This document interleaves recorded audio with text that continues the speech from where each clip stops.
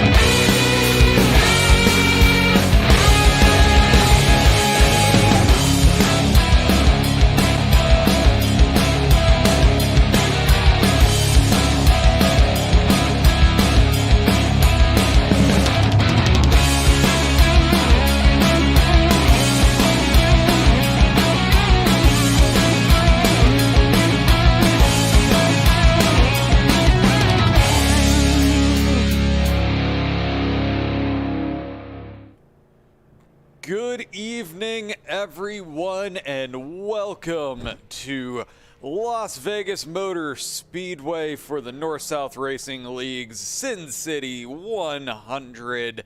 For Ghostfire Media, I'm Josh Laston, and with me, as always, is Mr. Adam Wood. Adam, how you doing tonight? I'm doing fantastic. I'm out here in Vegas, loving this wonderful weather out here. Track is actually feeling pretty good. It's 71 degrees out here, and track temperature is 72. So I mean, it's perfect weather for these guys to be out here racing on a Monday night. And tonight we are in the street stocks as always, and Las Vegas being a mile and a half under normal circumstances in NASCAR, we would kind of consider this one of the cookie cutter tracks that are out there. But with the street stocks, this is basically Talladega for these cars. Yeah, these guys are going to be kind of wide open throttle, trying to draft, trying to find lanes. We watched them go 3 wide here. If you were paying attention to the race in-race monitor as we were going live here, these guys are trying their best, going 3 wide here. It's a drafting track for them. It's going to be fun to see what they can do. And this is the first time that during a season we have done a mile and a half track with the North-South Racing League. Previously, the longest track that they had done was actually Nashville Super Speedway, which is 1.25. Still don't understand how that's a super speedway, but it's Tennessee. I don't understand. I don't ask questions. I mean, maybe it's like way back in the day. It was like, hey, it's a super speedway. And then all these bigger tracks came up. I don't know. But I don't know it's a super speedway.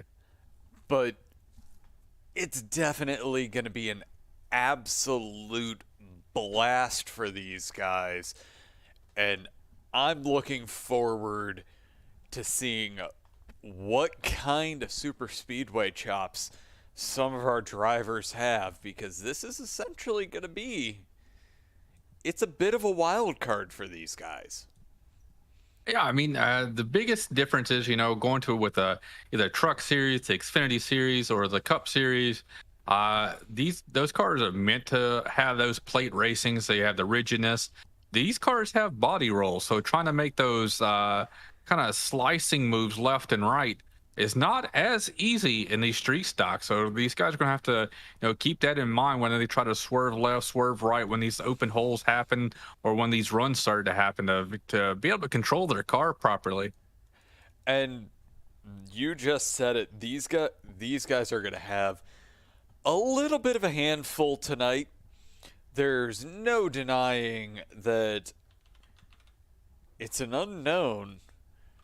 But I guarantee these guys have spent enough time running iRacing, running some super speedways, and they're going to have a grand time slicing, dicing, and a whole lot of bump drafting.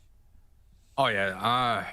I mean, they just have to watch out. I mean, these noses aren't like the Truck Series or the Xfinity. Like I said, they have a little scoop underneath. They're a little bit pointy in the front. So if they're trying to bump draft or do anything like those crazy super speedway moves, they're gonna have to make sure they do these things properly and not wreck the guy in front of you by doing it. Momentum is the key here at Las Vegas tonight, and the person who can keep up the best momentum is going to win. And the one thing we're going to have to keep an eye on is Las Vegas is one of the tracks that, coming across the line, the Brave have the opportunity to drop below the white line if they really want to cut off a little bit of extra time. I personally am not a fan. Yeah, it's not as flat of a banking, so there's still a lot of banking on the front straightaway here at Las Vegas. It's not a flat bank tri-oval, so it still has some banking to it. So when they hit the apron going across the tri-oval, it can upset the car a lot, both going onto the banking and coming back onto the track surface. And like I said, these cars have body roll, and you're slicing and dicing, getting to that spot can really upset these cars. All right, it looks like they're done with the drivers' meeting, so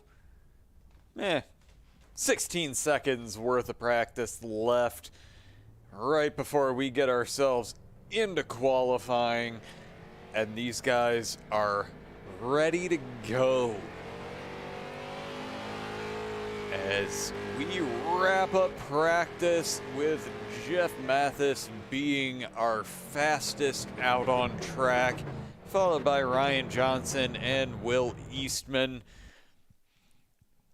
I will say that those numbers are not necessarily going to be indicative of how they end up running when it comes to qualifying, because the draft is going to be king when it comes down to how these guys are going.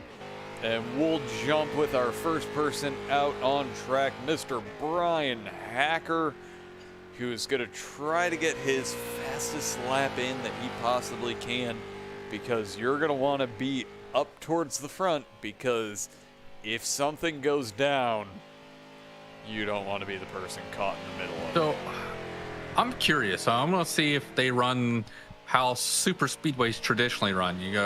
You run your first lap, full complete first lap up high, and then you make your second lap your qualifying. So we're going to look and see if that's what's going on, or are they going to try to run both laps as a qual lap. Well, as we see, Bryan Hacker is one of those that's going to cut the tri-oval just a little bit, and he is going for it on the first lap. Well, Adam, you say that run the top line the full way around on the first lap. I'm going to argue against that. I don't do that.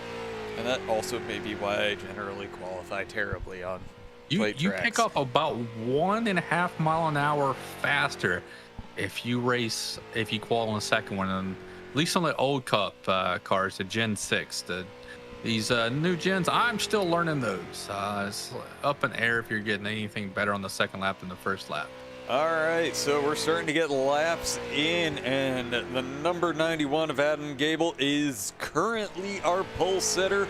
And as I say that, Mr. Robbie Clavey takes over, followed by Matt Cook, who has really shown some speed here, hugging that white line, getting tires all the way over the white line as he's coming through turn 2. And that's going to be the way to do it. You need to cut as much of the track off as you possibly can. It's actually coming in a little bit high there. And I'm wondering if maybe this setup is making it to where they actually have to run a little bit more of an arc through the turn than you normally would. And I want to throw out the giant surprise of the night. Our current pole sitter is Dante Curtis. Will Eastman. Will Eastman's fast every single week. He's sitting right now in second place with a 38.20. and he's going to go through. He's definitely running 2 laps there. Unable to improve on the second lap.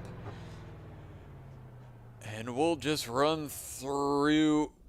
We will find, it looks like Devin Rogers just wrapped up a lap. It is his first lap, so he is going to go ahead and try to set another, and no, those are brakes. Yep, he's slowing down. There's no reason to be going that speed. And Ryan Johnson is definitely out on track right now. Running a little bit higher than the top line, so maybe he is found a little something extra that is against what I would figure is the plan.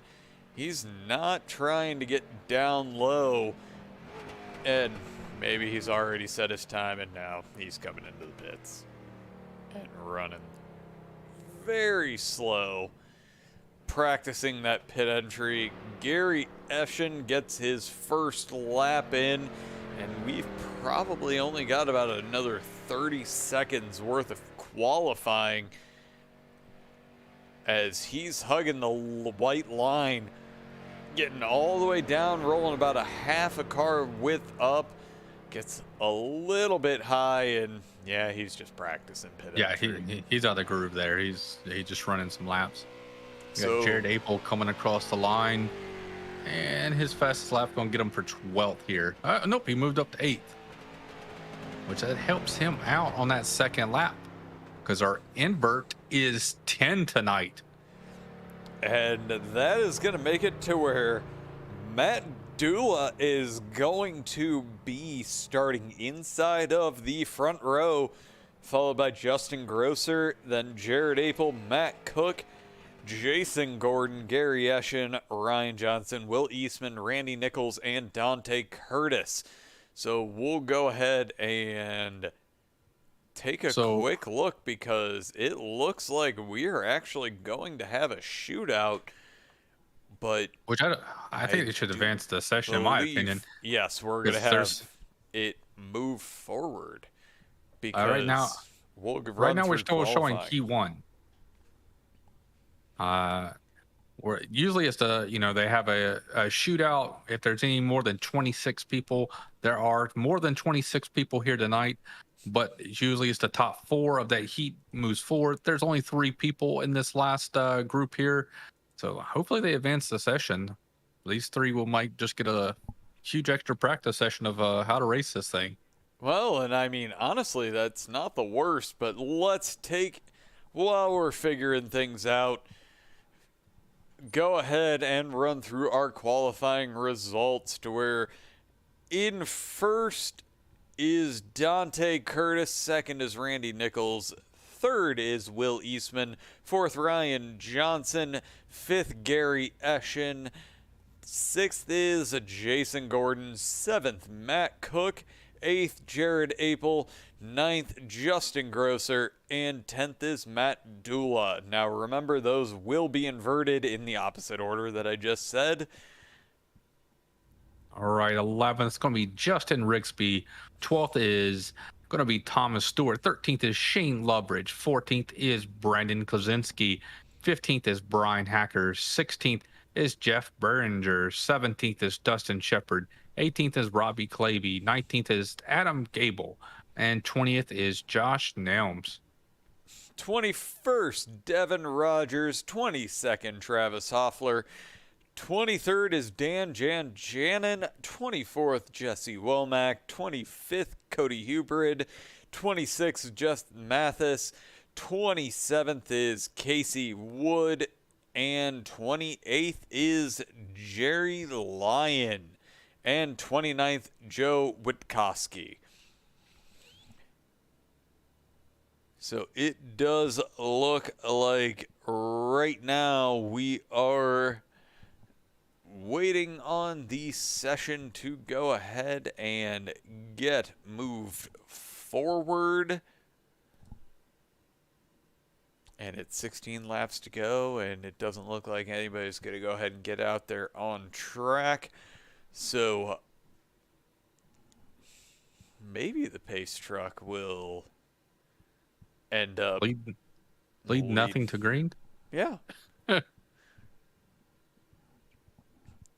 wish it let me choose the pace truck. That'd be awesome. Some races that, I mean, honestly, even I've run, the pace driver is the all-star of the night. I mean, especially on road courses, the pace car can do unbelievable things. I honestly believe that iRacing has made it to where the pace car on certain road courses, they could honestly win any series out there. And it looks like the pace truck is in. The pace truck's in, but there's no one to follow it. And we're green. Oh, man. And there's no one in 4, according to iRacing. Alrighty. Well, let's see. Tonight here, these guys are going to be battling here at Vegas. Like I said, I think that they're going to have to try and figure out how to work all these crews. I think they're going to have to arc it in still just a little bit. It's not going to be 100% a plate race like Talladega or Daytona Super Speedway, but their speeds and them not really having to lift is going to be like that. And we were seeing a reasonable amount in traffic that it's possible to get that outside groove moving.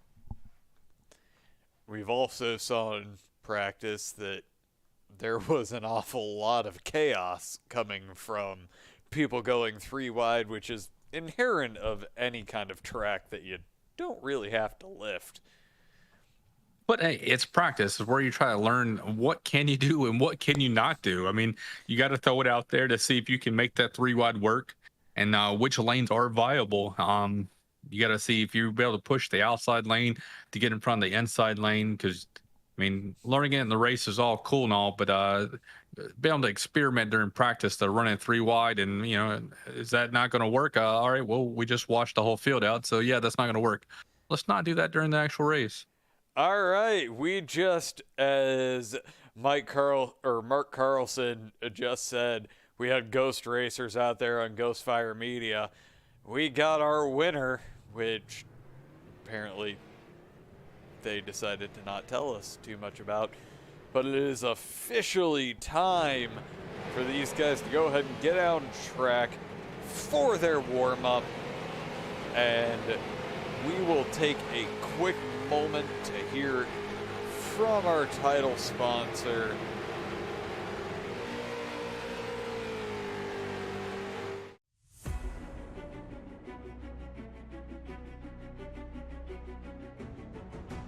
Cross Collision Body is located in Minerva, Ohio, and specializes in returning your car back to its pre-accident condition. They work with all insurance companies to fix your car the correct way.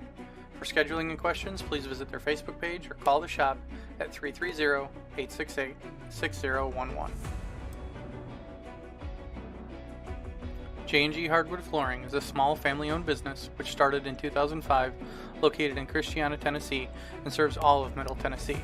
Owners Josh and Brandon Klaczynski have a combined 35 years of experience to serve all of your flooring needs, from new construction, remodels, or even small repairs. For estimates and scheduling, call 615-904-2218.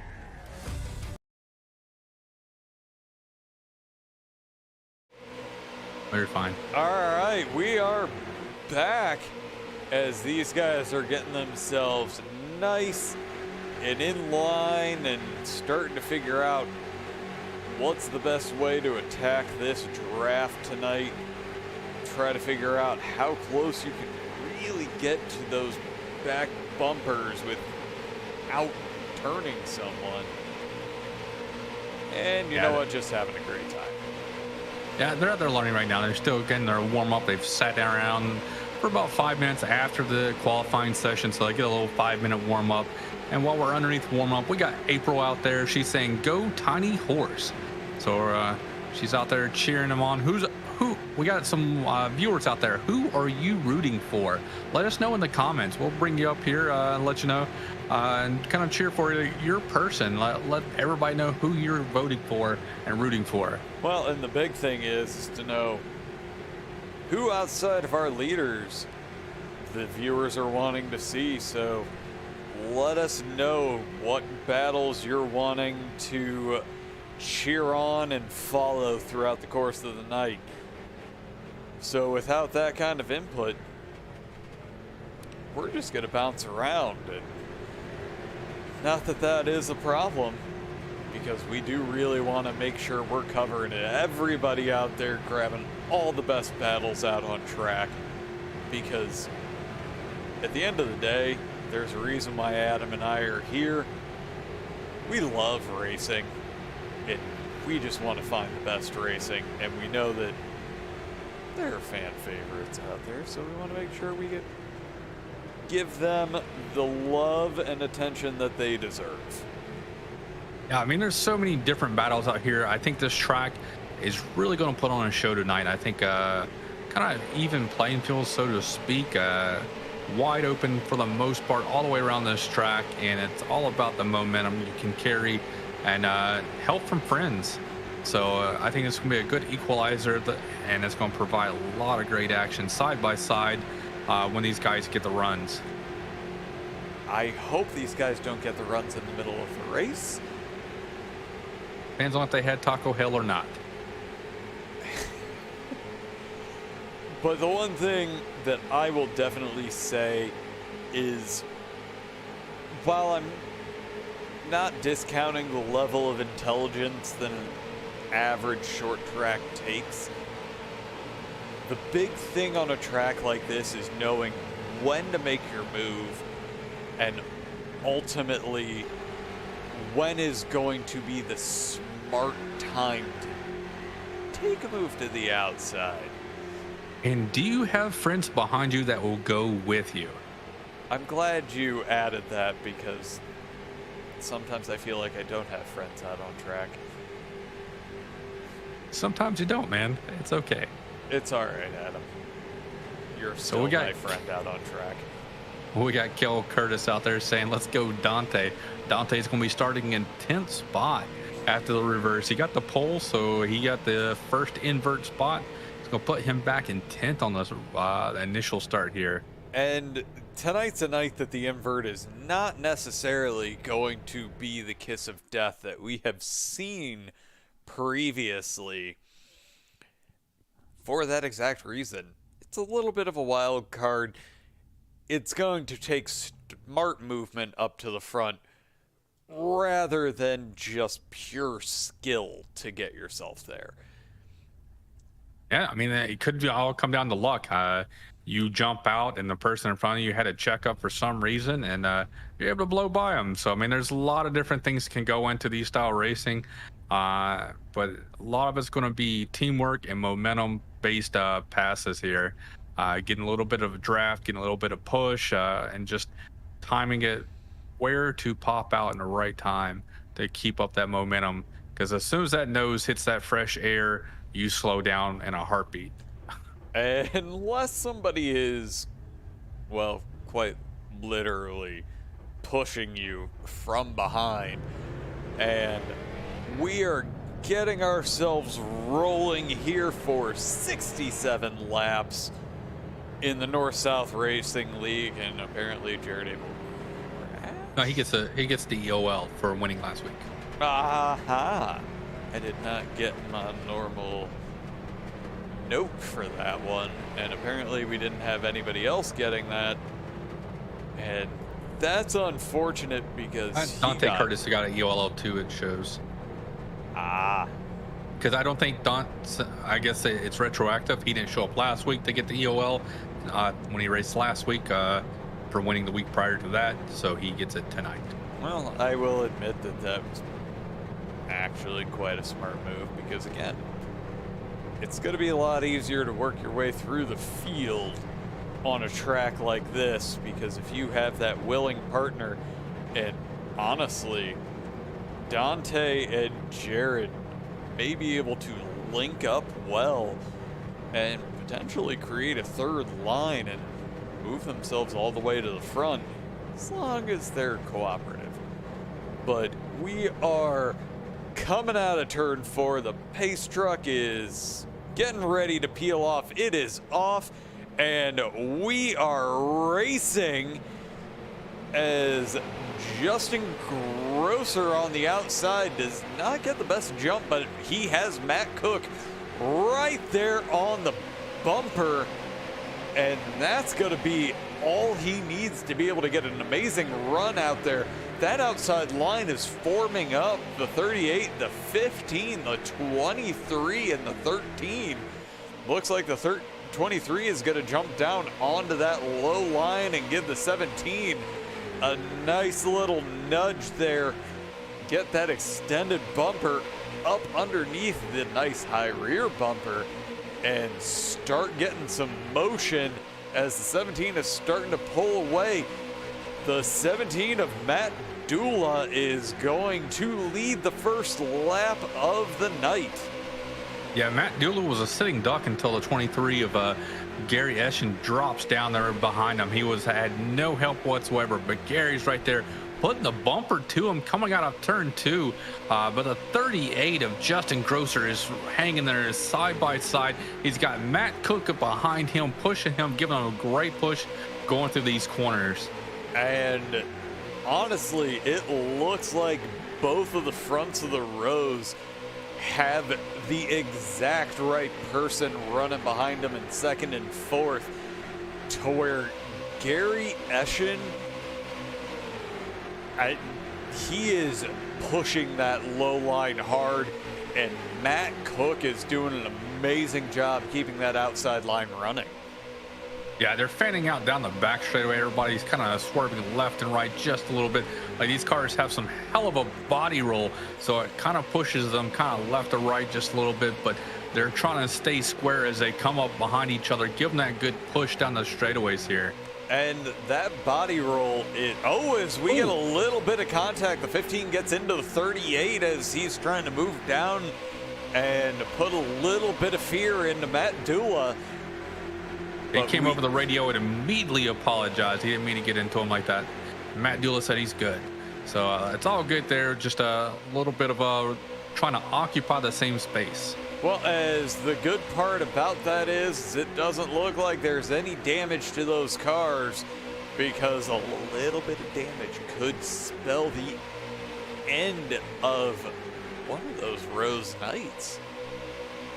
Yeah, I mean, and glad Netco didn't take over. These guys were able to, like, slam doors right there, go door to door through the tri-oval, and come away cleanly. We've seen some horrible things here in iRacing. When that happens, one car just jettisons it, just leaves the racing surface. I feel like that's a very pointed comment, but I'll leave it go. But we got Gary Eschen. He is pushing it. I want Gary Eschen to drive with me on super speedways, because this man knows what he needs to be doing. And I want him to be running in the position behind me on every super speedway, because he is just doing an absolutely fantastic job of keeping that 17 in the lead, or at least close enough to the lead to where he's a fraction of a second behind when we cross the line. So we're about to complete lap 6, going on to lap 7 here, and we're still 2 by 2 here. We're door handle to door handle. Nobody has chosen the third lane yet to try to make this work. I know it's a little bit too early, but I'm surprised nobody's just snuck their nose out there to see what it can do. Well, and the one thing that I have to feel bad, and I'm not exactly sure what happened, is Dan Janjanin. He's lost the pack And as we look up here, we're sneaking towards losing a few more souls here at the back, as we have just a little bit of space that's starting to form up. It looks like they're trying to catch the pack, as right there we actually... Oh, there goes one down the apron. And that looks like the 48 of Casey Wood just gets a little bit loose and just drops back, but did not lose the draft, so we are going to be able to see him at least hang on for a little while. And I wonder what the air bubble is here for, or not the air bubble, but the draft bubble of where do you go? Each car is different. Like the trucks, you get about a second and a half away, and then you kind of start losing the draft. Cup cars are about a second. Xfinity's about a second. I wonder what the threshold here and these wonderful street stocks are. I would probably put it on the second, just because these guys aren't moving nearly as fast. Honestly, the fastest person that I'm seeing right now is 148. Oh, starting to see a few guys hitting the 150 mark, but it doesn't quite have the speed that some of the other vehicles do. So they're running about 2/10 faster than what the fastest qual time was. If I'm looking at about 1/10 and a half, 2/10 faster than what the fastest qual time is here in this draft package. That's not that much different. I mean, it's different, but not on like a super speedway. Super speedway would be about 1 to 3 seconds faster. So at those speeds, so they're just a couple tenths there. So there's not that big of a fall off, but 10 laps of that, of 2/10, get you 2 seconds back. All right, we have completed 10 laps and are on lap 11 right now. That outside line is doing a good job of holding it together. They have lost about a car length back, but I think that that's less on what the outside lane's doing and saying a lot. We got more somebody about to get hosed. As right now, the 13 of Will Eastman, he gets himself out onto that third line, that outside line, and unless somebody decides to jump out and be a gentleman, and it looks like we actually do have somebody who's willing to try. No. Yeah, Will Eastman coming to the tri-oval the last lap. His car went to the right just a little bit, and they capitalized and pushed him out there. I hate saying it, but in a race like this, it's kind of necessary, as it looks like the 91 is gonna let him get in there, as Adam Gable is gonna give him the opportunity to get back in line. But that is definitely a drop. I don't want to say positions, but he's about 5 rows farther back than he was when that happened. Well, we're looking at the outside front line. Matt Cook is no longer on the back bumper of Justin Grosser there. I'm wondering, will, or if they do get the 23 Gary Eschen in front of that bumper, will he jump up to the high side and get in front of Justin to capitalize it, or will he stay on the bottom line? I honestly don't think that that's the right way to do it. Now we have Matt Cook linking back up with a 38. I'm not 100% certain that that was any kind of plan on Matt Cook's part. I just think it happened. So as we are entering turns 1 and 2, Matt Dula is taking full advantage of the field invert for the night. And as we're quickly approaching a quarter distance on this race. Ooh, the 3 drops down low. Oh, as we're starting And to the see 7-2 it. slides around. And that is Dante Curtis we see spinning there. And that's going to bring out the yellow. So let's take a quick look and see what happens here.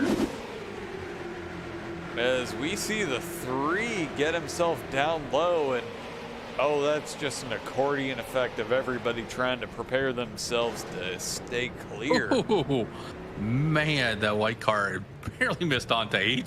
He carved it down quick. Well, it's one of the advantages of these cars in this situation is they definitely move down. So we're going to go ahead and actually, I'm wanting to take a quick look right now and see if we can get on the gearbox of Jeff Mathis, who happens to be the person in front of Dante Curtis, and it looks like we're seeing the front end looks pretty clean, so he may have actually survived that with minimal damage, but definitely the rest of the group is going to take this advantage, get full tires, and we'll see. Yeah, we have cars taking tires. I'm not 100% certain that's going to be the right call. I mean, I would go with the right sides. I mean, still early, 17 of 67, or I would play, you could do right sides to get track position now. Later on, if there's another caution that comes out and you need a pit, do 4 ties there. But we just saw our leader just get past multiple people. He was quite a distance forward in his pit stall, and we're just watching the race off of pit road. But right now, yeah, we aren't kidding. We got 2 people stayed out. Matt Dula was our leader, and right now he's running in 5th after that pit stop. Granted, right now we have 2 people that are just now making their pit stop. Robbie Clavey and Jerry Lyon just jumped into the pits, so they must have been a lap down, and now that is going to give them the opportunity to get back on the lead lap. But the man who is definitely glad that this caution came out is Mr. Justin Grosser. Yeah, he's definitely happy. We got Ryan Hoover out there. He says, let's go Dula. So we got a fan of Matt Dula out here. And we're going to see, despite the fact that Justin Grosser was the man fighting for that position on the outside through those first 17 laps, is he going to do what Gary Eschen was doing for him that entire time and do whatever he can to keep him up there in the lead and let him have that opportunity to go for the win at the end of the race? Alrighty. While we're underneath caution here, let's go and talk about J&G Hardwood Flooring. J&G Hardwood Flooring is a small family-owned business which started in 2005. It's located in Christina, Tennessee. Serves all of Middle Tennessee. Owners are Josh and Brandon Klazinski, have a combined of 35 years of experience to serve all your flooring needs, from new constructions, remodels, and even small repairs. For estimates and scheduling, call 615-904-2218. That's 615-904-2218. So that's our sponsor plug right there for one of our league sponsors here. And we got Caitlin out there. She said, let's go Adam Gable. Mad wants daddy to win to celebrate his 3-month birthday. Well, I mean, let's go, because there's nothing quite like celebrating a birthday with a win. Yep. Now Ryan says that that Matt Dula's sponsor is from him. The Mohawk Foundation is his charity that Matt Dula is running for right now. I mean, I love people that are actually running proper sponsors on their vehicles. And we'll go ahead as the lights on the pace truck are off. Take a quick look at that number 17. And I unfortunately run my own company's livery on mine as the pace truck is off. We're getting ready to go, and these guys wait till the very last second. And we're just seeing a little bit of an invert as Justin Grosser has Matt Cook pushing him once again. And we'll see if Matt Dula is capable of closing down that gap. He has the 3 of Ryan Johnson right there on his bumper, trying to get himself back up there to be able to provide support for Gary Eshed. But Ryan Johnson jumps to that outside lane, looking to throw his hat in the ring on the outside. He gets himself back down to the low line. And I'm waiting to see what happens here. We've only got 2 cars on that outside line. It looks like we have one that's trying to make things work, and that is, I do believe, the 31 of Justin Rigsby, and he's managed to get himself up there, close down that gap. I'm starting to think if you want to get yourself up quite a few positions, get yourself out on that outside line. Follow Justin Rigsby, Bryan Hacker, and there's Will Eastman joining the fray. I mean, we just saw Rigsby just probably make up 8 spots by jumping to the outside right there and come to a third of the outside line there. So he made up a lot of spots, but Matt Cook and Justin Grosser showing you that 2 cars, that's all you need here for drafting purposes, so to speak, to keep up with the leaders on the bottom. And that's really the big thing on tracks like these. And it's also very dependent on how iRacing sets up their package, as we have our first taker on the outside. And that is Justin Rigsby trying to make things work on the very outside lane. But he's definitely going to need a little bit of help, and nobody's wanting to jump out there with him. He's trying the side draft. He's trying everything he possibly can. But I don't think it's necessarily going to work all that well. But I mean, if I was Dante Curtis, he's sitting in the back of that line, I would come out there. I would come out there and try to shoot my shot to see what I can, because if a caution comes out and you're up there, he just gained at least 6 spots by jumping to the outside and try to run up there. Honestly, if I'm Will Eastman, that number 13 is primed and in the exact right spot to be able to get up on that bumper quickly, get that third line formed up. And these guys have been keeping it clean. It's a slightly narrower car. Vegas is a notoriously wide track under normal circumstances. So we can support 3 lanes, and that was the perfect shot right there to show there's plenty of space. He's holding his own. And he's got the side draft going perfectly. I'm still shocked nobody else has come out there.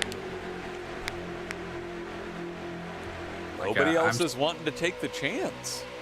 Will Eastman looks right there and drops back down. I think the perfect opportunity is when you come off the corner. That's the perfect opportunity to slide up and get right behind him if I was Will Eastman. Well, but Will Eastman is not, I think, right now. Justin Rigsby is starting to fall back. He's run out of space, but actually Matt Cook goes a little bit wide, and that breathes a little life into that 31.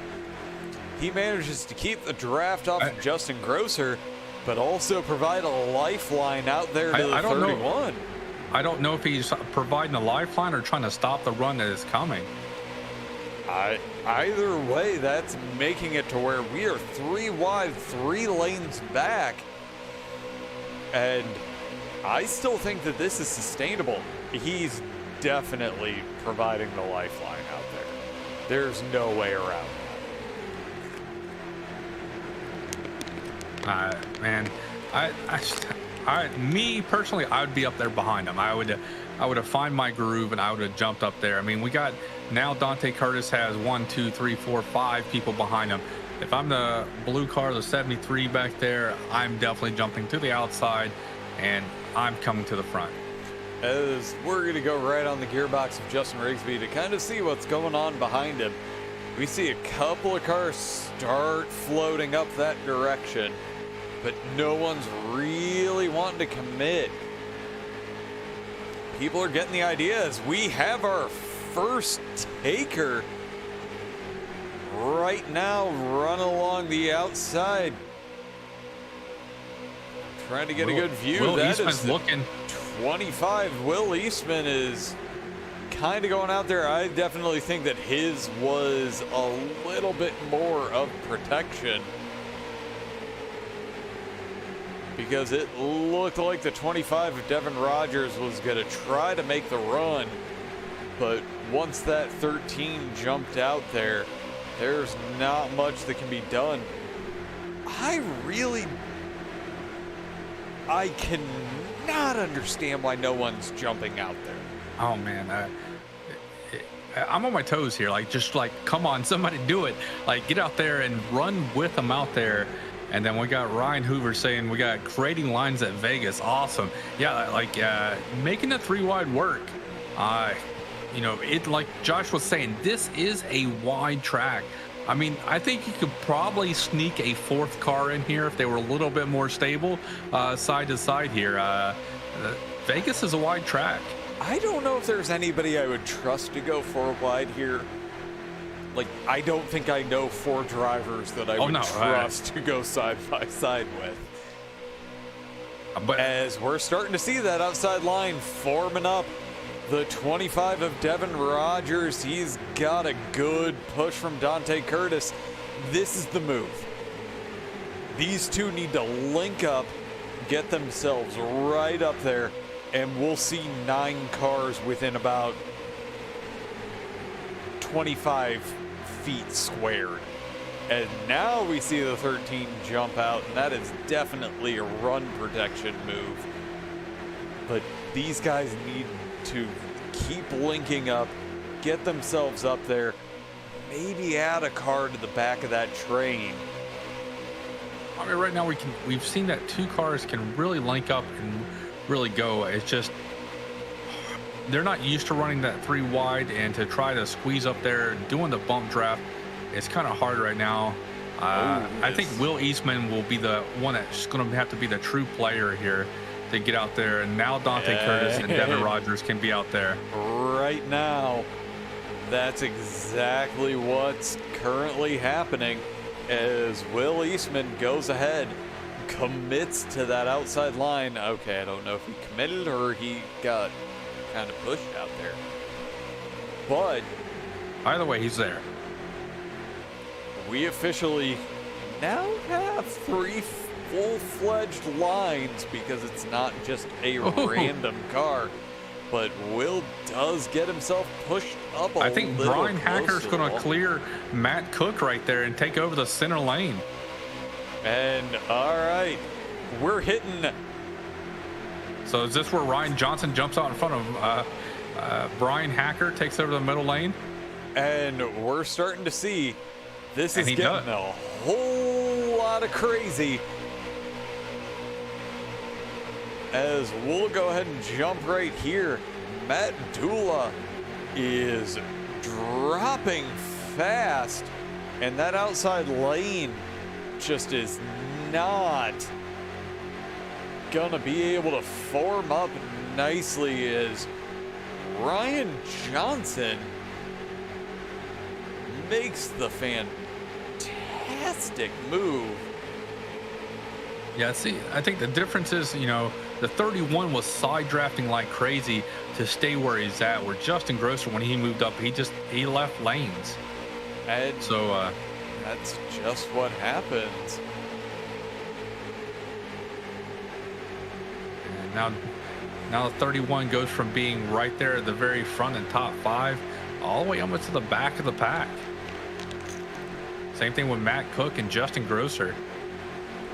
And we are officially back to 2 lanes, past half race distance. And are we going to settle in, or are we going to see some people trying to make some moves like we got to see right there going? And we have the 3 trying to get himself up to the front of this race. Bryan Hacker is giving him a heck of a push right there. His nose is completely underneath him. And that's what he needs to be able to get this outside line to the front. It's gonna be difficult because it is definitely a longer line. Ooh, Matt Dula. And he's trying to do the exact same thing. There is no space between the 17 and the 23 going down the backstretch. But the 11 and the 3 are just that little bit closer going through the tri-oval. And it looks like the 3 is going to lead lap 36. And we're going to go ahead as the 51 of Jared Apel gets a little bit loose. It looks like he may have had a little extra help moving there, but he recovered good. He's back in there. Everybody's pushing him back up. Looks like the 64 was going to try to get himself down below, but we're seeing the remnants of that outside 3rd lane trying to get themselves back up into the front of this race to where Jared Apel is currently 14th. Will Eastman is in 14th. And these guys are trying to get themselves back up to this main pack, but there is a little separation to where the front 5 rows are side by side and doing a fantastic job battling. Then we have 2 on the outside that are looking to form up the 6th row, and we'll see if someone can get this back pack formed up in a nice neat line. We'll see if the 51 is able to be that person.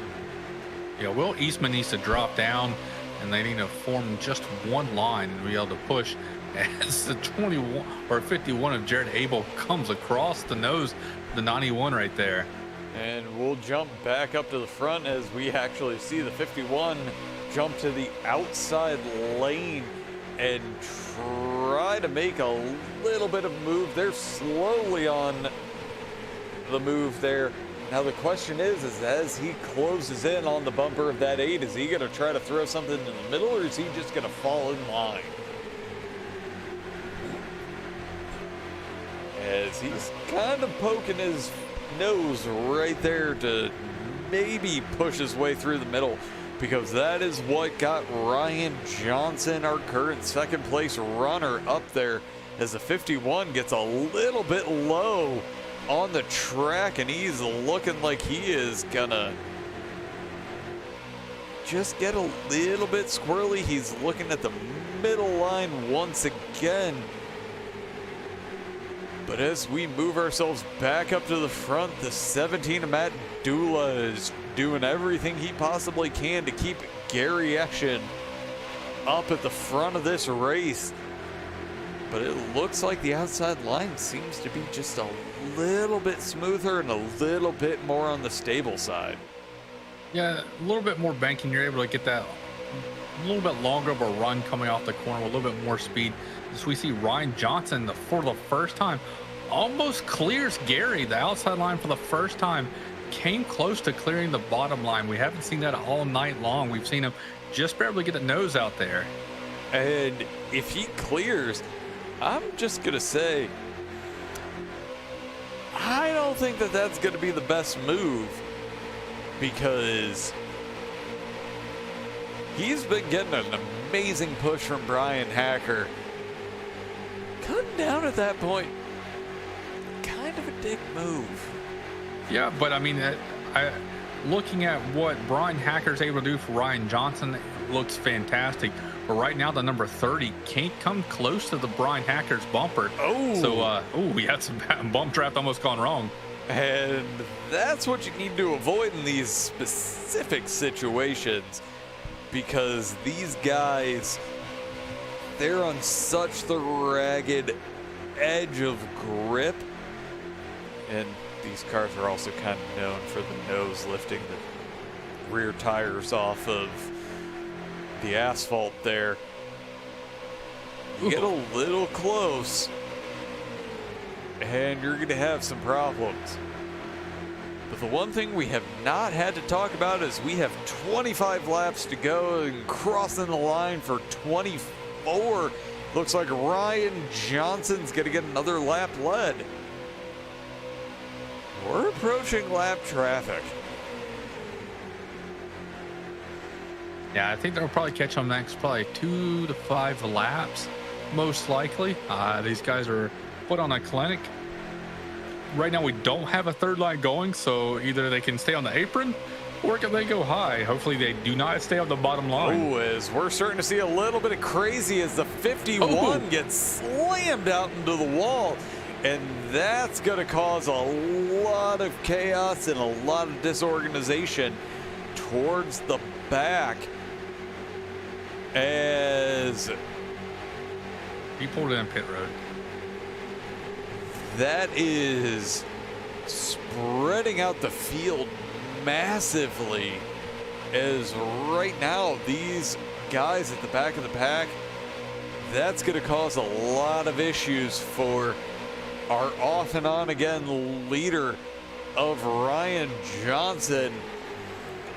He has the perfect person behind him to where Bryan Hacker is doing an amazing job keeping these two going. They're getting down, getting close, getting the side draft, and keeping themselves up into the front, despite the fact that they are a two-person pack on that outside.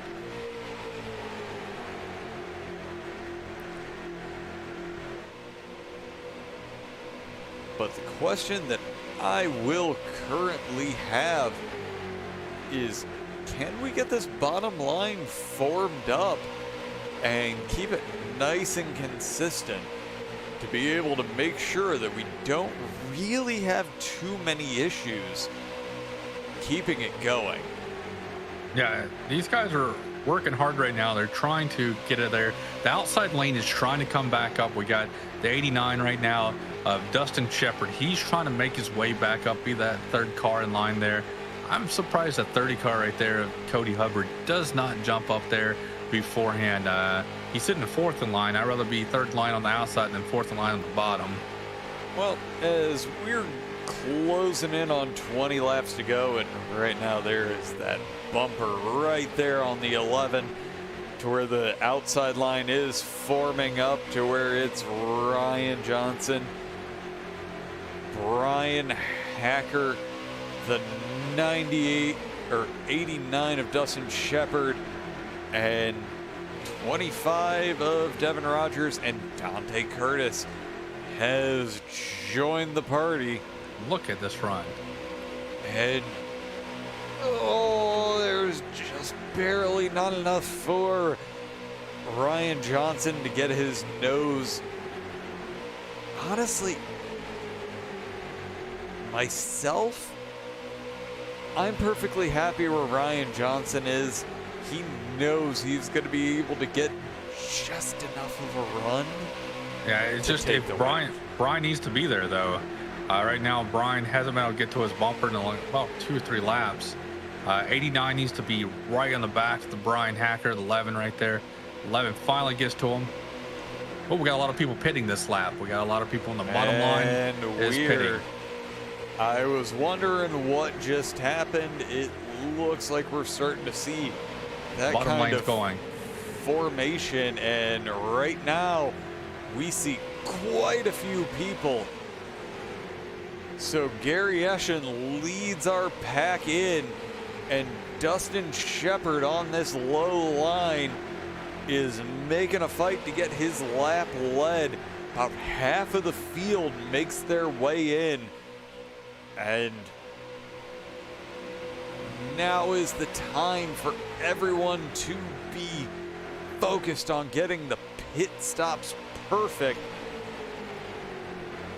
And I'm going to make a quick run. And clicked on the wrong button. And they're on their way in. So what we're going to do is we're going to go ahead and watch that exit of pit lane.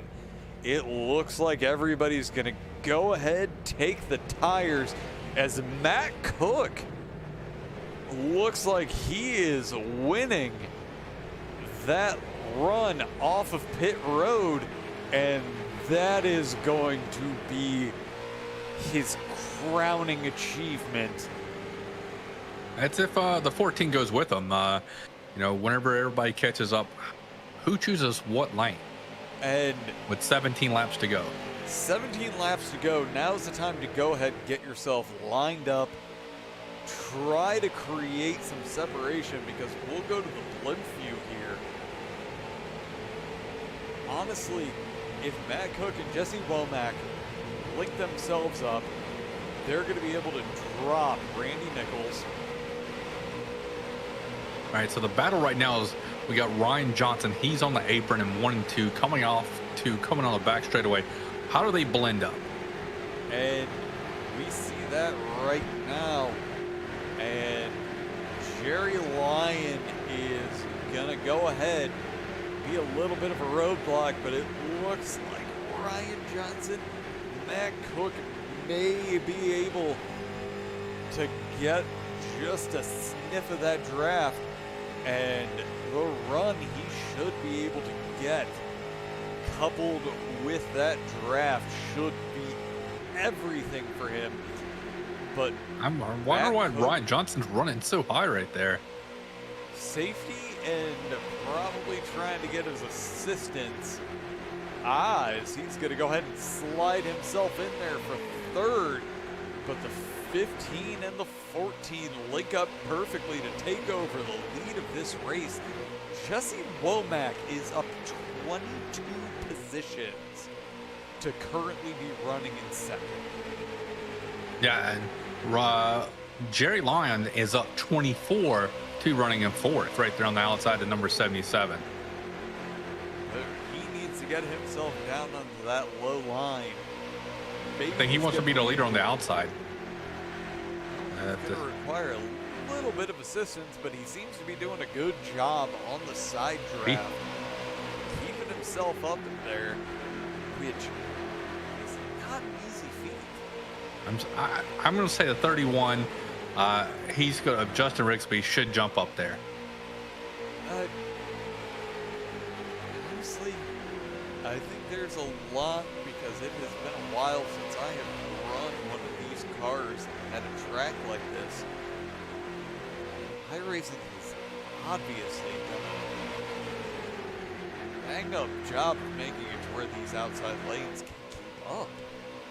Yeah, and he's getting heck of a momentum coming off these corners to get a good run down both the front and back stretch to stay right there on the quarter panel of the 14, lap after lap by himself. And I will say this.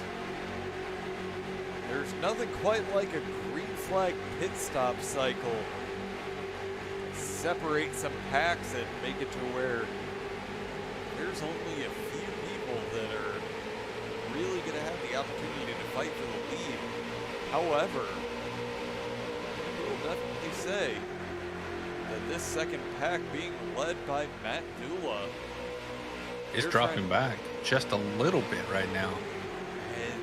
But they are forming up nicely to where Matt Dula is getting a great push from Justin Grosser, Will Eastman.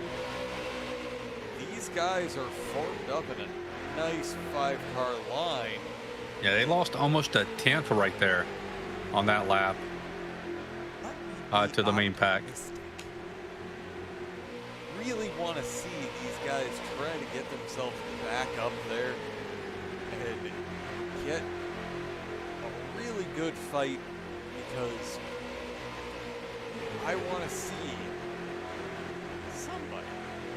somebody needs to be jumping themselves up there to start working with Jerry Lyon. I think if Justin Rigsby jumps up there, and which he just did, he's able to cut off the draft some. So the more cars aren't there, the less draft that Matt Dula's got. And they just lost another 10th right there. Well, and there's a little bit of disorganization going on that back pack. And now they're back in line. But they're 1.25 seconds back, and that is...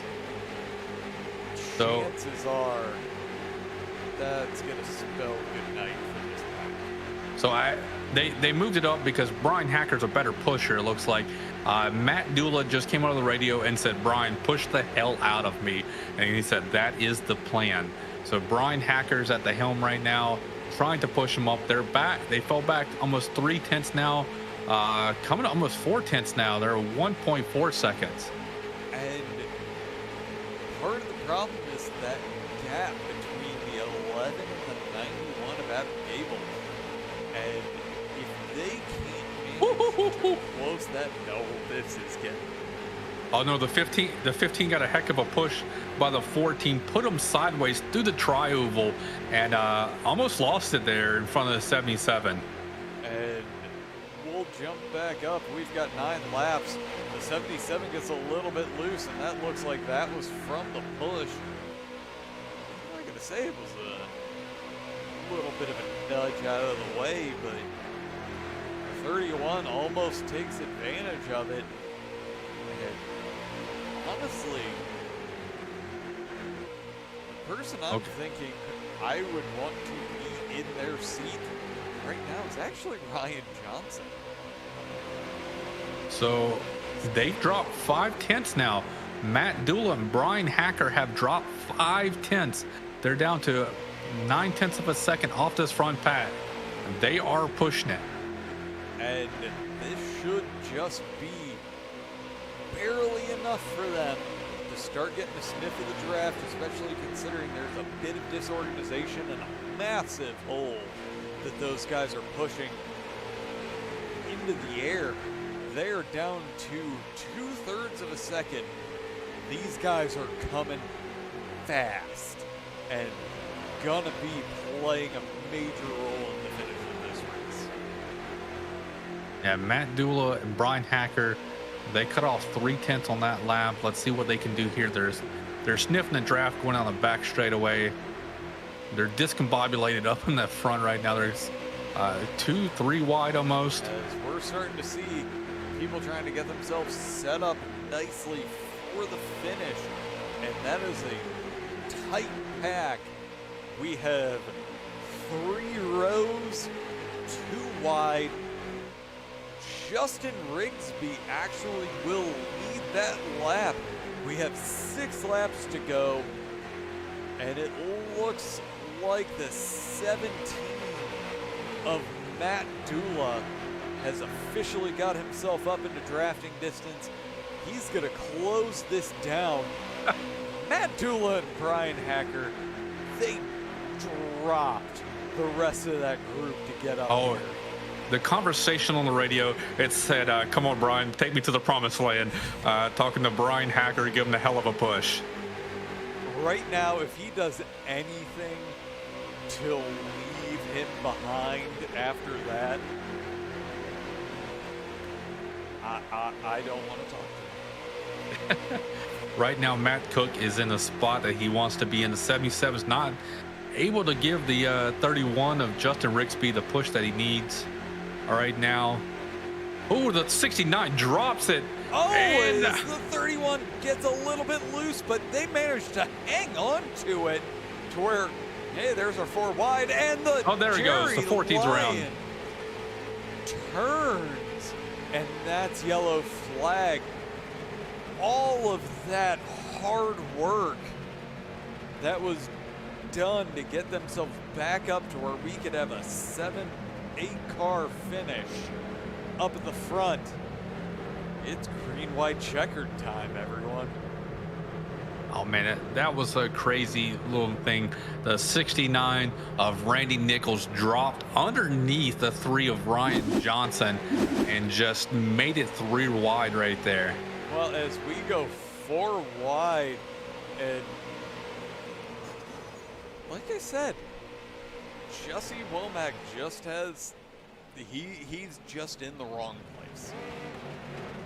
And I'm actually going to go do a little scrubbing to see what's going on here, as that's a very tight 3 wide. The 3 gets below the 31, gets him a little bit loose. He's a gentleman and gets himself straightened back up, but not before.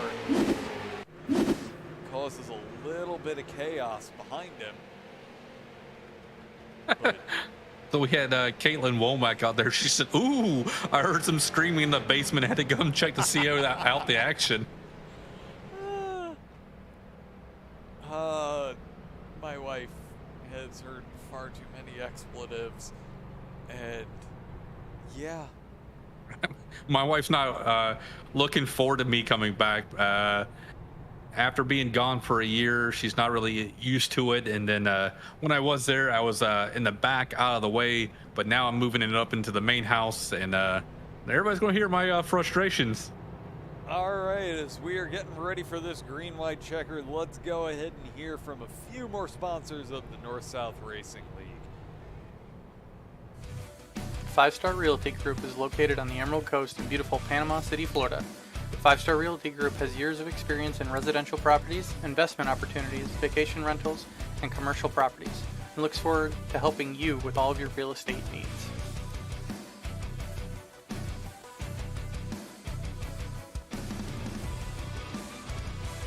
Kelly's Custom Engraving is a locally owned and operated business located in Buellaville, North Carolina, specializing in custom engraving of wood, leather, glass, acrylic, and many more materials.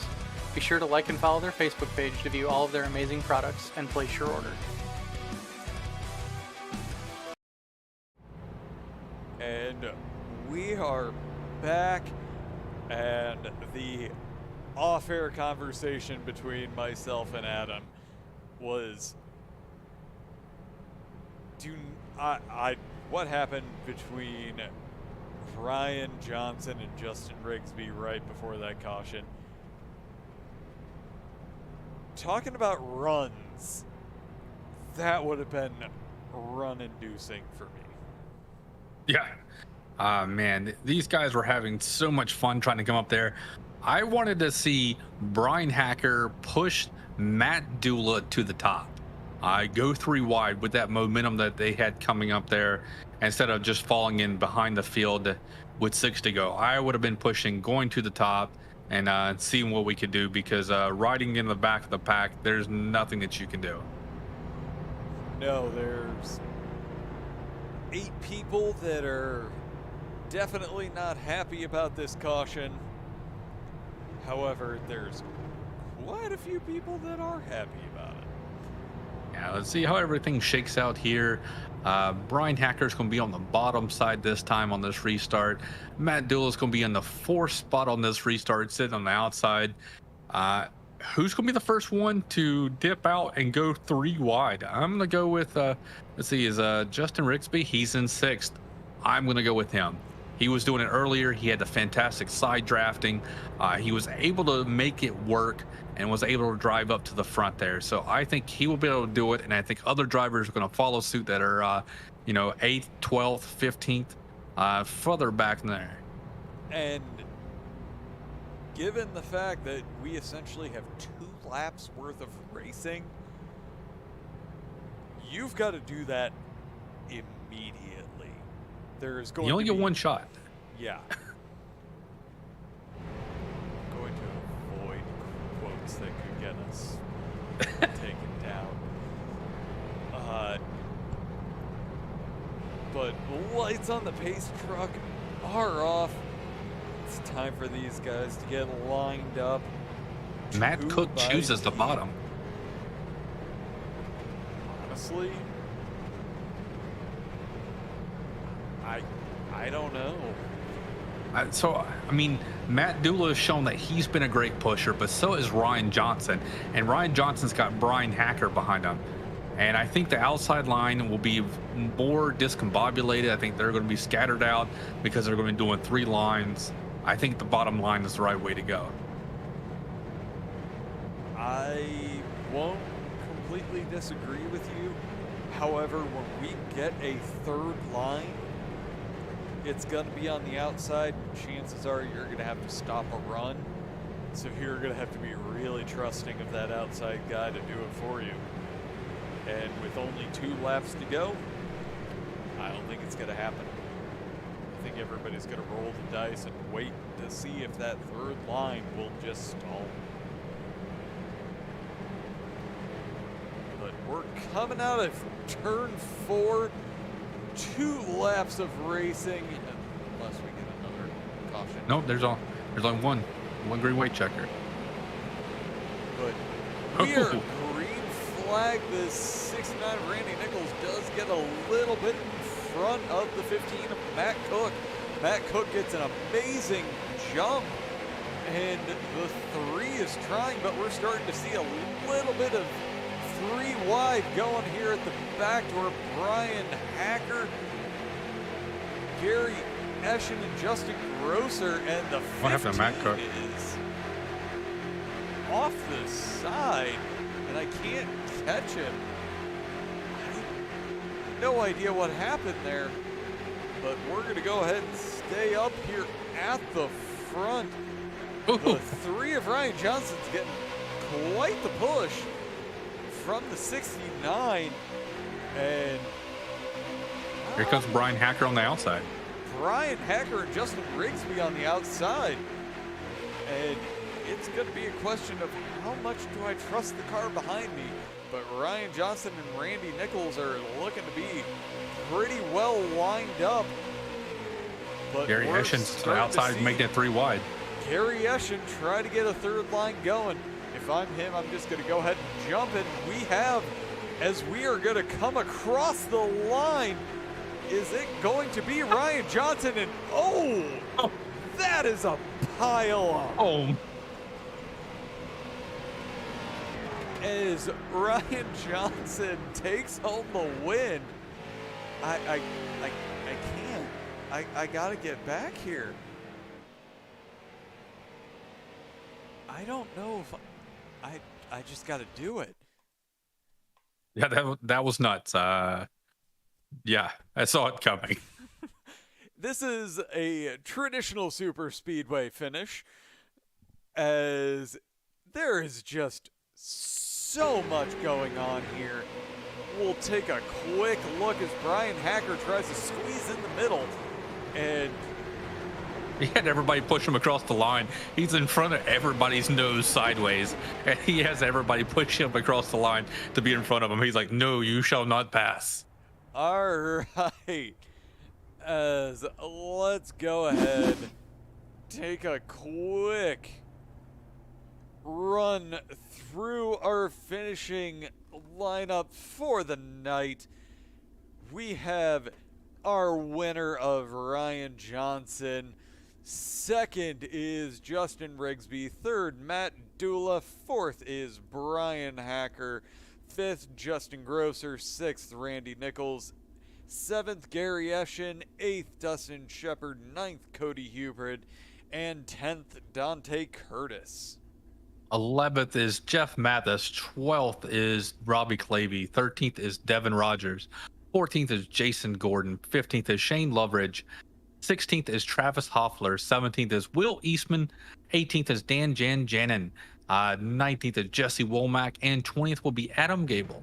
All right, 21st is Casey Wood, followed by Brandon Klizniski. 23rd is Matt Cook. 24th, Josh Nelms. 25th, Jerry Lyon. 26th, Thomas Stewart. 27th is Jared Apel. 28th is Jeff Bergener. Microphone activated. And 29th is Joe Witkowski. Microphone muted. Sound resumed. Microphone activated. We will go ahead and get our winner up here, who is currently trying to reverse it through the track. And that would require me to be able to find him. And apparently I have no idea what I'm doing. I am easily the least observant person. User but was finally moved to your channel. Found him, and sorry to distract you while you're trying to reverse it around the track. Oh, it's all good. I'm used to it. So that, first off, I don't know what was going through your brain when you took it down the middle to get yourself up to the front of the pack. However, it worked. Yeah. When we took the restart there, I kind of assumed Matt didn't take quite enough fuel, because him and I think a couple other people got out ahead of us there, and I didn't know how long he would have, but he slowed up, like he wiggled the car coming out of two. I'm like, uh-oh. And I was like, I didn't want to have that big of a lead by myself. I was like, I'm going to get run over. And well, luckily my teammates were right behind me, and they stayed there until the bitter end, unfortunately for them tonight. Yeah, coming off of 4, I felt like I got right reared. I got to go back and watch the replay. I don't know what happened, but everything happened. Yeah, I got sideways. I think Randy got underneath me. I saved it. I don't know what happened. I looked to my right, and there was a car still there, so I dove it down on the apron, and I think they wrecked above me. So I was like, well, I'm gonna go as far inside as I can, just in case someone spins down and tries and like accidentally runs into me. I was like, oh man, that's all that was going through my mind. Sometimes there's nothing you could do other than just close your eyes and go straight. And that seemed like one of those moments. Oh, definitely. I was just holding on and praying at that point. Yeah, man, you were fantastic all night long. For the longest part, you were just kind of riding along. Nothing really for you. Nothing for you could really do but follow the leader there. But you found that gap whenever Justin Grosser and them, they were trying to chase that third lane. You moved up in the middle lane, made your shot there. And I don't know how you made that pit stop work. So that green flag pit stop, you're on the outside lane. You work with it. I heard you over the radio, said, I'll go with you. And you came side by side screaming down pit road. Yeah, well, all my teammates were on the inside line there when the first round happened, and I was like, well, I'm not going to make that. But then I heard everyone else saying they were pitting. I'm like, well, I'm not going to get stuck out here by myself either. I'm like, we're going to try and make it work. And yeah, it was pretty impressive. Me, Dustin, Hacker, we didn't hit, so that's a plus. I heard you going down the back straightaway saying you were going to pit. I'm like, you're on the outside. I don't know how this is going to work out for you. Yeah, I figured it was gonna be sketchy, but also in practice, realizing that we could actually dive it down pretty far before we even had to slow down in these cars. I mean, they're definitely lower powered, so made it a little easier. No, it was definitely entertaining for us because essentially super speedway driving is full of what are they doing moments. And again, getting yourself up to the front, that was interesting in and of itself. But I don't even want to know what you got to see from your rear view mirror coming across the line, but it's probably worth going, taking a bath, whatever you need to do to relax, because you probably aren't going to be sleeping anytime soon after that. Yeah, we'll have to have a drink or something to calm the nerves after that one. That was that was super speedway racing finishes at its finest, and I hope it didn't disappoint because it was insane inside the car. I hope it looked good outside the car. It required a little bit of a replay because as you were coming across the line, all you just saw was cars disappearing sideways. Yeah, what one hell of a race. I don't even know what to say. That was just surprising. I got you, man. Hey, congratulations! Last week, I think you came home second. This week, you're able to still capitalize your first this week. So next week, you get to start from the back. Yeah. Had to remind him. Yeah, I knew it was coming. I just let me guess. Next week is the road course, isn't it? I do believe so. Yes. Oh, I always shoot myself in the foot when it comes to this. Oh, well, hey, man, you're starting in the back. You can watch everybody else go and play in the grass and everything.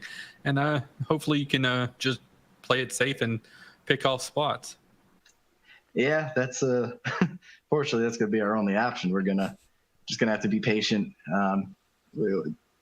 Typically, I tend to be more patient on road courses. It's just with Dante and Dustin, they definitely seem like our road course aces sometimes. And they're going to be hard to catch from the back.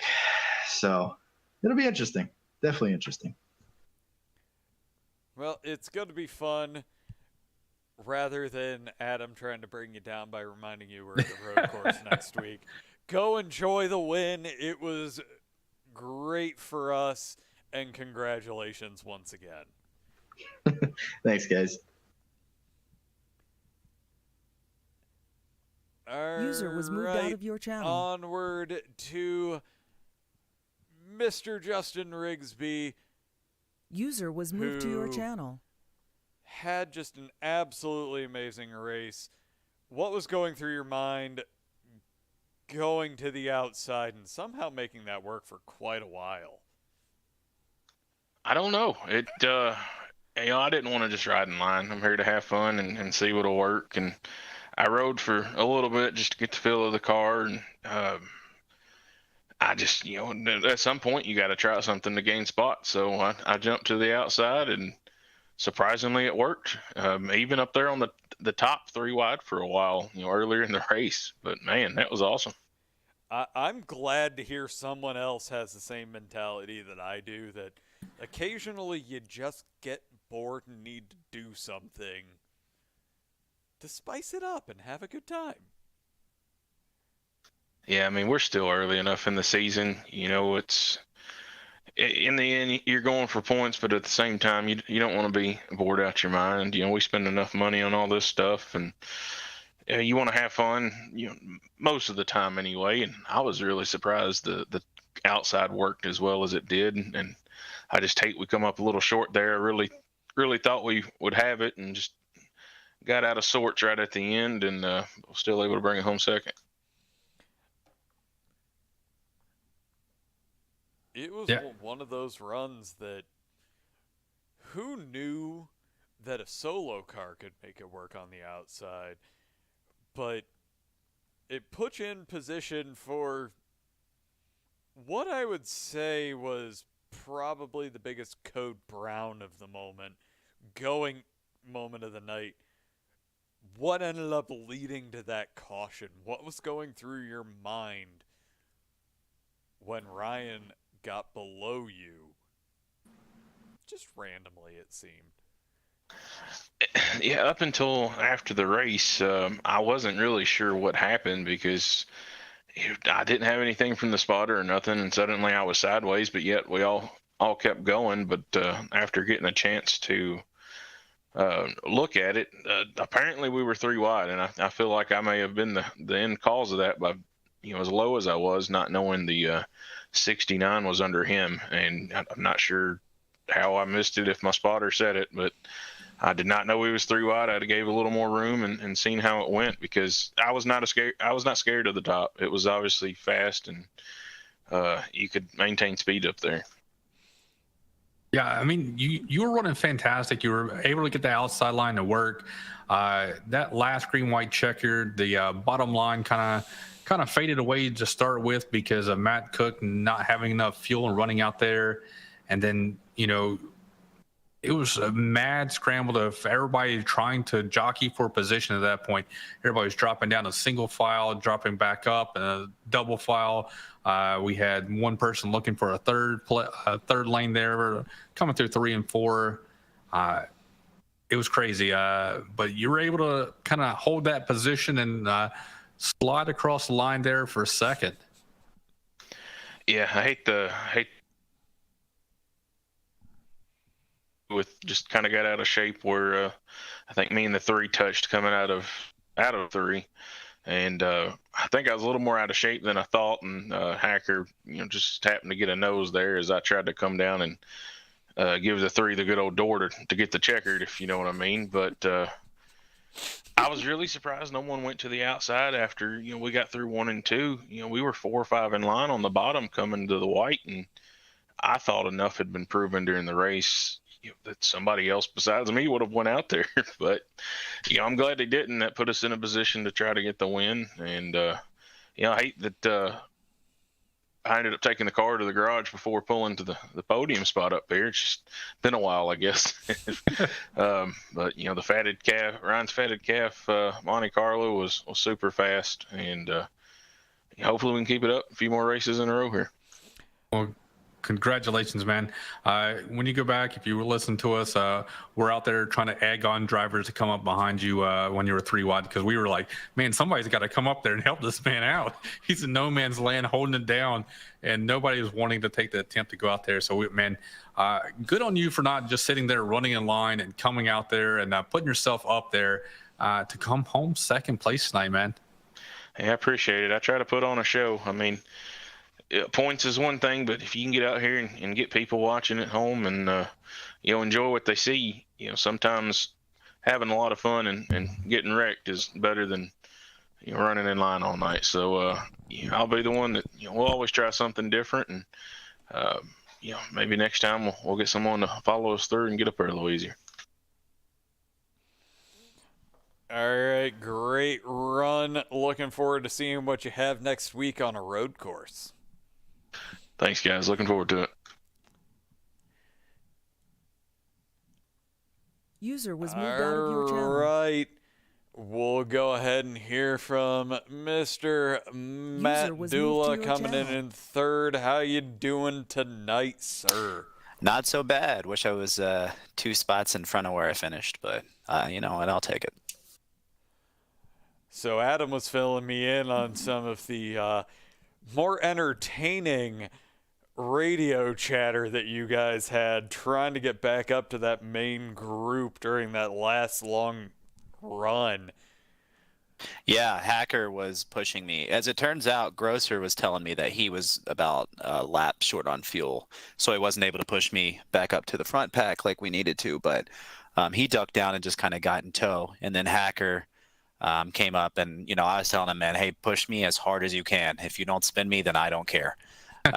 So I was definitely like counter steering completely sideways out of 4 a few times, but we made enough time to get up there. And then with about 4 laps to go, we caught the pack, had a big run, went down under the white line on the front stretch to go try to get out into the front. And we were there, but I guess the scoring loop didn't have us 2nd and 4th, which is I think where we should have been, instead of, I don't know, 3rd or 4th and 5th or something. But it doesn't matter because it's a good run for this Mohawk Foundation Chevrolet. Want to thank the Mohawk Foundation, of course, benefiting ALS and breast cancer research is what they're about. So give them check them out if you can. And definitely want to thank everybody in the NSRL After Dark for helping me with a really good fuel strategy and get everything worked out so that we could finish up front tonight. You definitely had a fan out there. I'm going to assume it's Ryan Hoover. Yep.